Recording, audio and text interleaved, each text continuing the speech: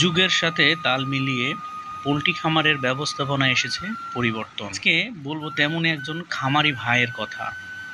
তিনি তার খামারের কাজকে সহজ করার জন্য খামারে ব্যবহার করছেন অটোমেটিক ড্রিঙ্কিং সিস্টেম। একটি নির্দিষ্ট জায়গায় পানির ব্যবস্থা রেখে তা ব্যবহার করছেন পুরো শেড জুড়ে। 2000 ধারণ ক্ষমতার এই শেডে তিনি অটোমেটিক ড্রিঙ্কার সিস্টেম ব্যবহার করছেন। বাকি কথাগুলো শুনবো খামারির মুখ থেকেই। ওয়ালাইকুম আসসালাম। আসসালামু আলাইকুম। ওয়ালাইকুম আসসালাম। কেমন আছেন ভাই? ভালো আছি, ভালো আছেন? আলহামদুলিল্লাহ। কি নাম ভাই আপনার? আমার নাম মোহাম্মদ আলী আকবর। আলী আকবর। ভাই কি করছেন এখন? আমি তো আছি, আমার এই খামার নিয়ে আছি আমি। আচ্ছা, খামারের পাশাপাশি কিছু করেন না খামারই করছেন? আমার খামারই যথেষ্ট, আলহামদুলিল্লাহ। আচ্ছা, কি মুরগি পালন করেন ভাই? আমার সাদা ব্রয়লারও আছে, এই সোনালিও আছে, দুটোই। আচ্ছা, তো আপনার খামারে একটা সুন্দর জিনিস দেখলাম, সেটা হচ্ছে পানির লাইন। এটাকে বেল ড্রিঙ্কার বলা হয়। জি। তো এই জিনিসটা কেন করছেন আর বিষয়টা কোথায় থেকে জানলেন আপনি? আসলে এই অত্যাধুনিক সিস্টেম তো আগে জানা ছিল না। তা আমি গ্রামীণ জন উন্নয়নের মাধ্যমে একটা প্রশিক্ষণে গেছিলাম, গ্রামীণ জন উন্নয়নের মেন শাখায়। যাওয়ার পরে এদিকে আমাদেরকে উদ্বুদ্ধ করছে যে আসলে আমাদের কাছে এরকম সিস্টেম আছে, যদি আপনারা সাশ্রয়ী মনে করেন তাহলে এগুলি পদ্ধতি ব্যবহার করতে পারেন।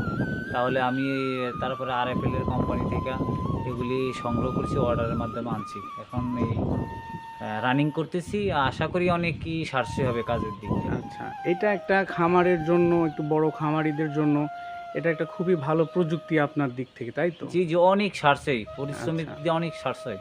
হুম।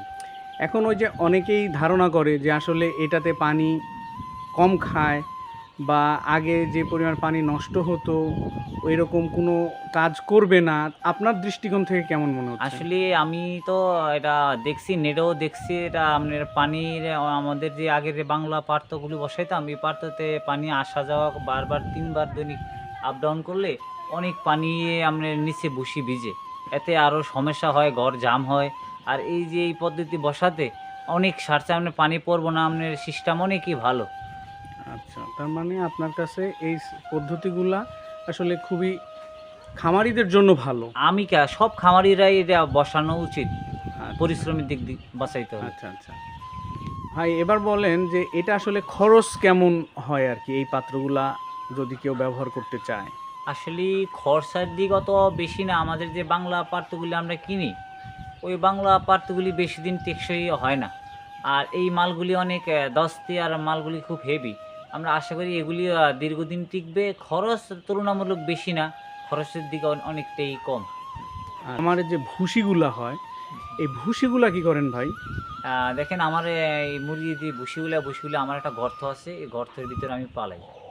আচ্ছা, তারপরে কি করেন? পালায় আমি ঢাকার পরে এগুলো মজলে, আমাদের কৃষি জমি আছে, আমাদের প্রতিবেশী আছে, এরা সবাই নিয়ে মানে জমিতে ফেলায়। যখন ফেলার পরে পচে সার হয়ে যায়, জি। তখন আপনারা নিজেদের জমিতে ব্যবহার করেন, পাশাপাশি অন্যের জমিতে হ্যাঁ, ব্যবহার অন্যরাও করেন। নেই, আমার প্রতিবেশীরা আচ্ছা আচ্ছা, নেই। এতে আসলে আপনার খামারের সুবিধাটা হচ্ছে কি? খামারের দেখেন, আমি আমার অনেক খামারের পাশে ভুসি ফেলায়, খামারে বাইরের ভুসির দুর্গন্ধ হয়।